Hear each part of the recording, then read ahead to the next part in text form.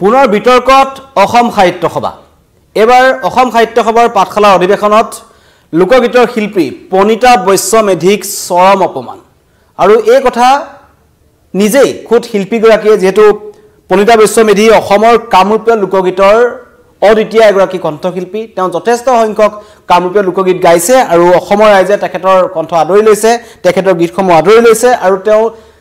সমগ্ৰ জীৱনটো এতিয়ালৈকে তেওঁ গোটেইখিনি কামৰূপীয় লোকগীতৰ বাবে তেওঁ উৎসৰ্গা কৰিছে তেখেতক সকলোৱে সন্মান কৰে কিন্তু সেইগৰাকী জ্যেষ্ঠ শিল্পীক অসম সাহিত্য সভাৰ পাঠশালা অধিৱেশনৰ দিনাখন চূড়ান্ত অপমান কৰি তেখেতক মঞ্চৰ পৰা নমাই পঠোৱা হ'ল এতিয়া তেওঁ সোশ্যাল মিডিয়াত ফেসবুক পোষ্ট যোগে এই সমগ্ৰ ঘটনাটো অসমৰ ৰাইজৰ বাবে ঠেলি দিছে জনাইছে যে মোক এনেদৰে অপমান কৰা হ'ল তাকো সাহিত্য সভাৰ যে আটাইতকৈ এটা সন্মানীয় অনুষ্ঠান সকলো অসমবাসীৰ বাবে এটা সকলোৱে সন্মান কৰে অসম সাহিত্য সভা বুলি ক'লে কিন্তু বিগত কিছু বছৰৰ পৰা অসম সাহিত্য সভা যেনেকুৱা ধৰণৰ বিতৰ্কত সোমাই পৰিছে এবাৰ পাঠশালা অধিৱেশনত ৰূপটো কিছু পৃথক দেখা গৈছিল সকলোৱে ভাবিছিল যে যথেষ্ট তেওঁলোকৰ যেনেকুৱা ধৰণৰ আৰম্ভপূৰ্ণ অনুষ্ঠান কৰা হৈছিল পাঠশালাত আৰু পাঠশালা যেহেতু অঞ্চলটো এটা যথেষ্ট শিক্ষিত অঞ্চল বুলি সকলোৱে জানে গতিকে পাঠশালাৰ পৰা সাহিত্য সভাৰ এটা নতুন আৰম্ভণি হ'ব বুলি সকলোৱে ভাবিছিল আৰু আৰম্ভণি তেনেকৈ হৈছিল সাংস্কৃতিক শোভাযাত্ৰাত আমি দেখিছিলো বাৰেৰহণীয়া অসমীয়া কলা সংস্কৃতি তেওঁলোকে লৈ আহিছিল আৰু কৈছিল যে অসম সাহিত্য সভাৰ আগৰ যিখিনি কালিমা আছে সকলো মুহাৰি নতুনকৈ পাঠশালাৰ পৰা অসম সাহিত্য সভা আৰম্ভ হ'ব আৰু পূৰ্বৰ দৰে বিতৰ্ক নাথাকিব কিন্তু বিতৰ্কই লগ নেৰে নে অসম সাহিত্য সভাৰ বিতৰ্কৰ লগত এটা মুদ্ৰা ৰিপিটি টাইপৰ হৈ গ'ল আৰু আজিৰ তাৰিখত যদি ক'বলৈ যাওঁ এগৰাকী জ্যেষ্ঠ কণ্ঠশিল্পী যি কামৰূপীয়া লোকগীতৰ কণ্ঠশিল্পী তেখেতক গীত গাবলৈ মতা হৈছিল 3 তাৰিখৰ দিনটোত আৰু তেখেতে যথা সময়ত গৈ পেলাই উপস্থিত হৈছিল গীত গাবৰ বাবে আৰু গীত গোৱাৰ সময়তে মঞ্চত তেখেতক যেটো আমন্ত্ৰিত অতিথি আছিল প্ৰথমতে তেখেতক মঞ্চ দিয়া হৈছিল পনিতা বৈশ্য মেধিক আৰু পনিতা বৈশ্য মেধিয়ে প্ৰথমতে কোৱা হৈছিল সময়মান দিয়া হৈছিল যে আপুনি 15 মিনিট বা 20 মিনিট সময়হে গীত গাব তেতিয়া পনিতা বৈশ্য মেধিয়ে কৈছিল যে জ্যেষ্ঠ শিল্পী হিচাপে তেওঁ ক'লে ঠিক আছে মোৰ পিছত যদি অন্য শিল্পী আছে মই 20 মিনিটৰ ভিতৰত অনুষ্ঠান শেষ কৰিম কিন্তু তাত এজনৰ নাম আহিছে খুনমণি চৌধুৰী সেইজন হৈছে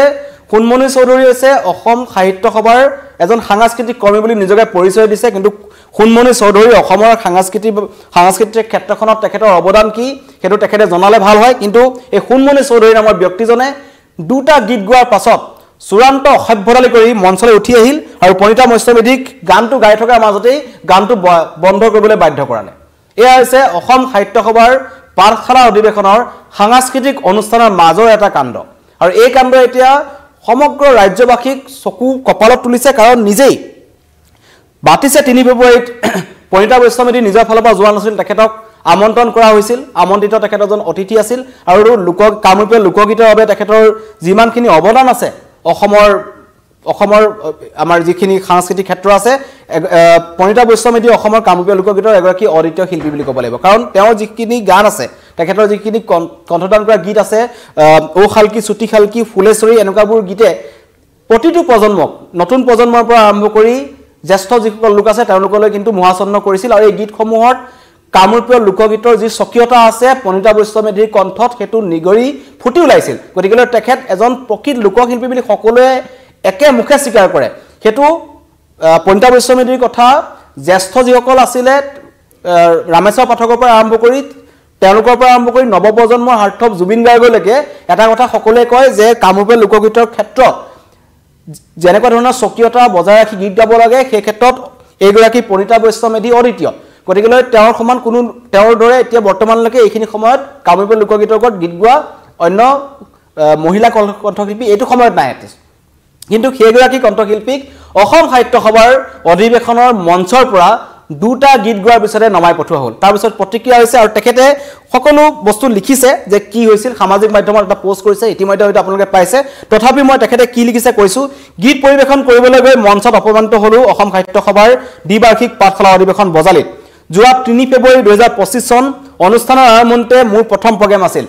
কিন্তু মঞ্চত দ্বিতীয়টো গীত গাই শেষ কৰি তৃতীয় গীত আৰম্ভ কৰোঁতেই সাংস্কৃতিক কৰ্মী খুনমণি চৌধুৰী নামৰ এজন লোকে মোক পিছফালৰ পৰা আহি অনুষ্ঠান বন্ধ কৰিবলৈ নিৰ্দেশ দিয়ে তেতিয়া মই মঞ্চত খুব দুখ পালো অপমানিত হলো যেহেতু মোৰ প্ৰথম অনুষ্ঠান আছিল অন্য শিল্পীবিলাকক যিদৰে সন্মান জনাই মোৰ ক্ষেত্ৰত এখন গামোচাৰ যোগ্য নহলো এখন গামোচাও এগৰাকী কামৰূপীয় লোকগীতৰ শিল্পীক তেখেতলোকে প্ৰদান নকৰিলে এয়া হৈছে অসম সাহিত্য সভাৰ বিষয়ববীয়াৰ সাংস্কৃতিক ক্ষেত্ৰৰ জ্ঞানৰ নমুনা এইজন যিজন আছে খুনমণি চৌধুৰী সেইজন কেনেকুৱা এজন সাংস্কৃতিক কৰ্মী গম পোৱা গৈছে কাৰণ পণিতা বৈশ্যমেধি বুলিয়ে নহয় যিকোনো এজন শিল্পীক যেতিয়া এখন মঞ্চ দিয়া যায় তেখেতে গীতটো শেষ কৰাৰ পিছতহে তেখেতক গীতটো বন্ধ কৰিবলৈ ক'ব লাগে কাৰণ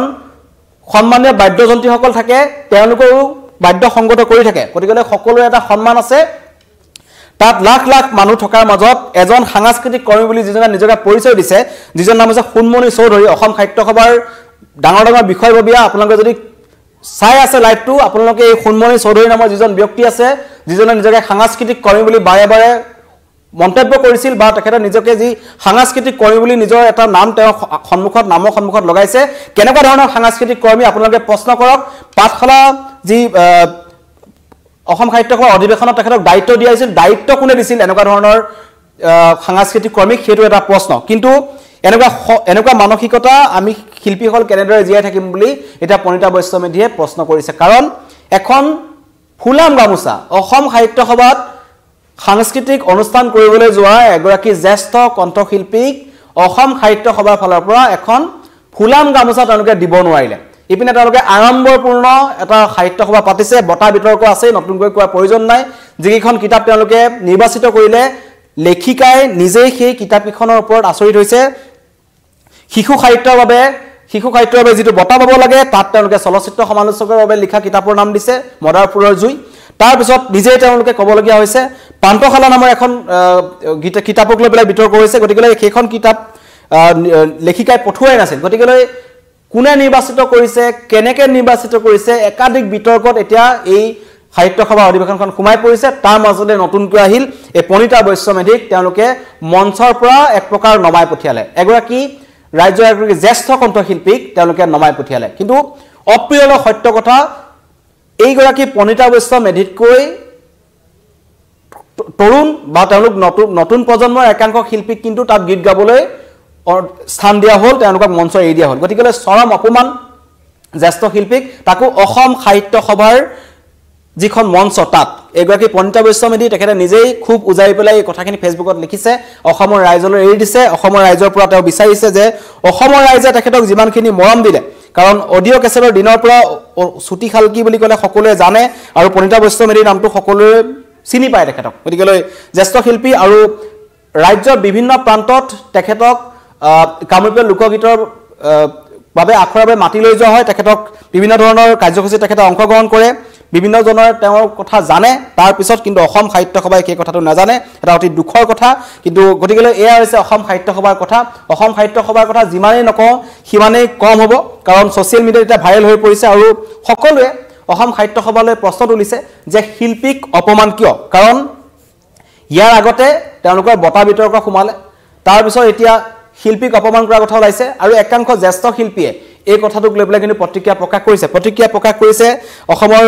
এজন জ্যেষ্ঠ সংগীত পৰিচালক কথা গীতিকাৰ সুৰাকাৰ মানসবিনে লিখিছে যে পণিতা বৈশ্যমেধি অসমৰ কামৰূপ লোকগীতৰ এগৰাকী অদ্বিতীয় শিল্পী তেখেতে কণ্ঠ নিগৰুৱা ঔ খালকি চুটি খালকি ঔ ফুলেশ্বৰী আদি গীতৰ প্ৰজন্মৰ মাজত প্ৰজন্মক মহাচন্ন কৰিছে এই গীতবোৰৰ ৰেকৰ্ডিঙৰ সময়ত সংগীত পৰিচালক হিচাপে উপস্থিত থাকি মই জুবিন গাৰ্গ দিগন্ত ভাৰতী আটাই মন্ত্ৰমুগ্ধ হৈ পৰিছিলোঁ যেন পণিতা বৈশ্যৰ কণ্ঠত আছে মা সৰস্বতীৰ আৱাস গতিকে এই কথা লিখিছে মানসবিনে এই চুটি খালকি বা এইখিনি সময়ত তেওঁলোকে সংগীত পৰিচালনা কৰিছিল তেতিয়া কিন্তু পণিতা বৈশ্যমেধিৰ কণ্ঠত তেওঁলোকে কেনেকুৱা ধৰণৰ এটা স্বকীয়তা আছে কেনেকুৱা ধৰণৰ এটা পৃথক মাদকতা আছে সেইখিনি কথা তেওঁলোকে বুজি পাইছিলে কিন্তু যিটো কথা অসম সাহিত্য সভাই বুজি নাপালে মানসবিনৰ ক্ষেত্ৰতো মানসবিনকো তেওঁলোকে অসম সাহিত্য সভালৈ নিমন্ত্ৰণ কৰাৰ কথা আছিল তেওঁলোক কিন্তু আহি মানসবিনৰ ঘৰ নাপালেহি অসম সাহিত্য সভাৰ প্ৰতিনিধিসকল সেইটো কথা মানসবিনে খুব বুজাইছিল কৈছিল আপুনি ক'ত আছে মানসবিনক ফোন কৰি পেলাই সুধিছিল আৰু কৈছিল যে গুৱাহাটীত আছে নেকি আমি আপোনাক অসম সাহিত্য সভাৰ অধিৱেশনলৈ